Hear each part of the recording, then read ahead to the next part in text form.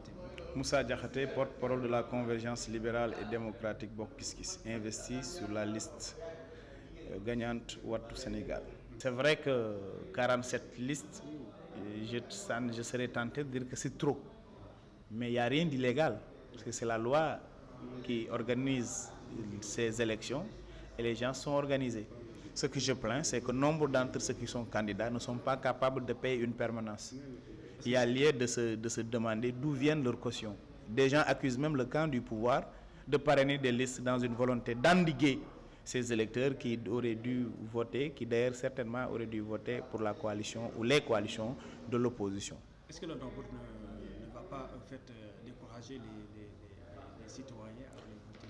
Alors il appartient à nous, autres acteurs politiques, de faire de sorte que personne ne soit découragé, mais c'est vrai que c'est pénible de faire passer quelqu'un à prendre 47 bulletins pour aller voter. C'est extrêmement difficile et j'espère que nous trouverons un consensus, même si le protocole de Cotonou de la CEDEAO interdit toute modification de la loi, mais un consensus pourrait être trouvé pour qu'on puisse aller à des élections apaisées, tranquilles. Mais c'est pénible. Il faut lancer maintenant une réflexion, mais qui dépasse le cadre politique.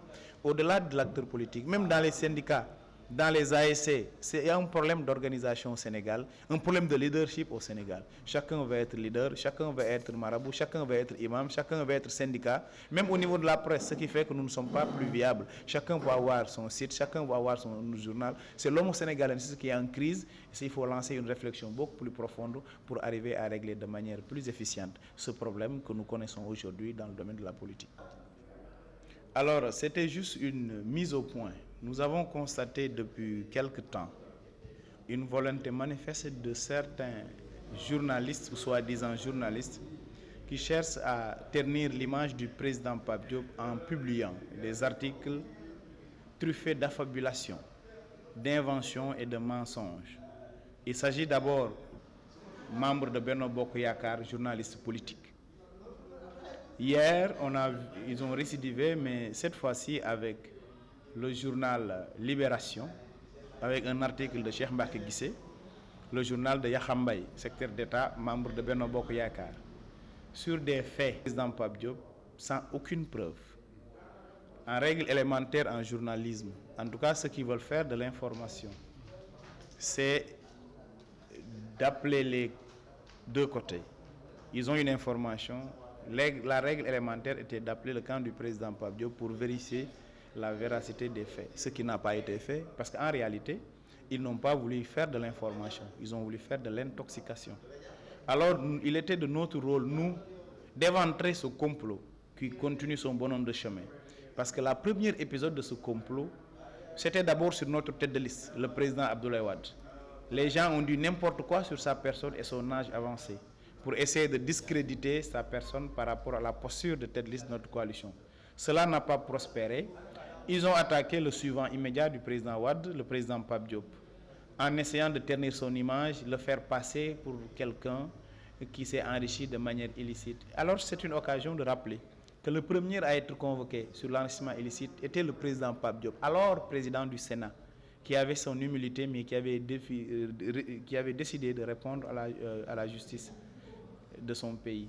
C'est les mêmes faits qui sont revenus. On fait de l'affabulation. Le président Pape Diop est connu, réputé comme un homme d'affaires, un opérateur économique avéré, un homme politique achevé, un exemple pour la jeunesse. Donc tout ce qui a été fait, c'est des complots. Aujourd'hui, vous avez vu au travers de la presse, on parle de probabilité de report, d'invalidation de notre liste. C'est la troisième épisode. Après les calomnies sur Wade, après les mensonges sur le président Pape Diop, aujourd'hui encore de la légèreté pour une certaine presse. Parce qu'il est dit que dans notre liste, on n'a pas respecté la parité. Parce que la 39e personne et la 40e personne inscrite, disent-ils, ce sont des femmes. Je tiens à dire que c'est des mensonges, c'est de l'affabulation. S'ils avaient demandé au camp que nous sommes, nous leur aurons donné la bonne information. Le sieur, Néné Mané, n'est pas une femme, c'est le responsable national des étudiants de Bokk Gis Gis. Il s'appelle Néné Mané, il vient juste après lui, c'est Ndaye Seni Ndiaye, de Ndaye Ndiaye Koloban, responsable de Bokk Gis. Donc il n'y a pas de non-respect de la parité, mais il faudrait que les gens comprennent que c'est fait à dessein pour déstabiliser une coalition porteur d'espoir, pour essayer de semer le doute dans la tête des Sénégalais dans une période où la CNRA avait totalement interdit de la propagande. On a commencé à attaquer le président Pape le jour où les listes sont sorties. Ça n'a pas prospéré. Ils ont récidivé hier. Aujourd'hui, on attaque la coalition. Demain, on ne sera pas surpris si notre bulletin est saboté ou même insuffisant, juste pour essayer de décourager les électeurs de notre coalition.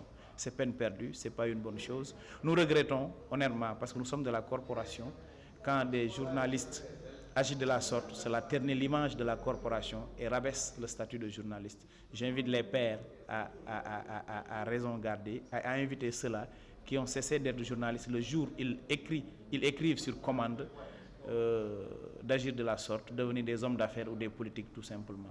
Qu'ils s'assument et aillent faire de la politique en laissant cette noble corporation de continuer son bonhomme de sommet fait d'éthique et de déontologie.